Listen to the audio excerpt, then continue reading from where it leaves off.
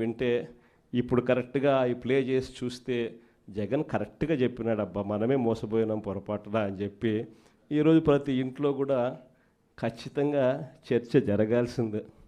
ప్రతిరోజు డైవర్షనే, ఇవన్నీ జరుగుతూ ఉన్నాయి, సమాధానాలు చెప్పుకోలేక ప్రతిరోజు ఒక డైవర్షన్.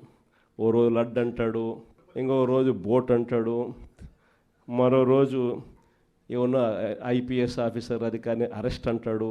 కరెంటు బిల్లులు షాక్ కొట్టే విధంగా అప్పుడే పెరిగిపోతున్నాయి అని చెప్పి మళ్ళీ ఆ టాపిక్ నుంచి డైవర్ట్ చేసేందుకు ఇంకొకటి ఆయన చేసిన లిక్కర్ స్కాములు మనం ఇంకొకటి మీద లిక్కర్ స్కాములు రుద్ది ఇంకొక లిక్కర్ స్కామ్ అరెస్ట్ అని చెప్తాడు. ఇట్లా ప్రతిరోజు చూస్తే ఏదో ఒక సెన్సేషన్ క్రియేట్ చేయడం, ఆ సెన్సేషన్ నుంచి టాపిక్లు డైవర్ట్ చేయడం.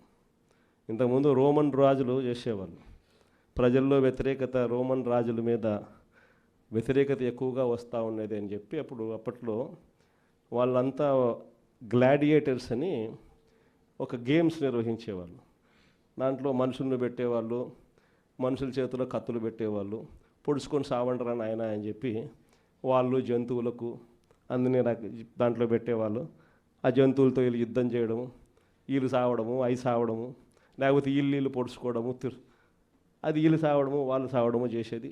ప్రజలందరూ దాన్ని చూసేది. Topic divert. లేదా రాజెట్ట పరిపాలన చేస్తూ ఉన్నాడు, దాంట్లో రేట్లు ఎట్లున్నాయి, ప్రతిరోజు ఒక డైవర్షన్ టాపిక్, ప్రతిరోజు ఒక డ్రామా. ఇలాంటి పరిస్థితుల మధ్య రాష్ట్రం జరుగుతూ ఉంది. ఇలాంటి పరిస్థితుల్లో రాబోయే రోజుల్లో అందరికీ కూడా నేను ఒకటి చెప్తా ఉన్నా, ఇంత మంచి చేసిన మనకే ప్రతిపక్షంలో కూర్చున్నాము అని అంటే ఇక ఏ మంచి చేయని మోసం చేసిన ఈ చంద్రబాబు నాయుడు పరిస్థితి ఎలా ఉంటుంది అని చెప్పి నేను వేరే చెప్పాల్సిన పర్ల. ఆ 3 ఏళ్ళు అయిపోయిన తర్వాత వచ్చేది ఖచ్చితంగా వైఎస్ఆర్ కాంగ్రెస్ పార్టీని అఖండమైన మెజార్టీతో మళ్ళీ అధికారంలోకి వస్తాం. ఈసారి వచ్చిన తర్వాత మాత్రం ప్రతి కార్యకర్తకు కూడా మీ జగనన్న జగన్ 2లో తోడుగా ఉంటాడు అని మాత్రం ఖచ్చితంగా చెప్తా ఉన్నా. ఇన్ఫ్యాక్ట్ లాస్ట్ ఎలక్షన్స్లో కార్యకర్తలకు బహుశా అనుకున్నంత స్థాయిలో నేను తోడుగా ఉండకపోయి ఉండొచ్చు. ఎందుకంటే నేను అధికారంలోకి వస్తానే కోవిడ్ వచ్చింది. అధికారంలోకి జూన్లో అధికారంలోకి ప్రమాణ స్వీకారం చేశాం, మార్చ్ కల్లా కోవిడ్ వచ్చేసింది. దాని తర్వాత 2 సంవత్సరాలు కోవిడ్లో ఇంకా వేరే దాని మీద ధ్యాసే పెట్టలేకపోయినాం. ప్రజల బాగోగుల మీదనే, ప్రజల ఆరోగ్యం మీదనే, ప్రజలకు సంబంధించిన విషయాల మీదనే పూర్తిగా ధ్యాస పెట్టాల్సిన పరిస్థితుల మధ్య పాలన సాగింది.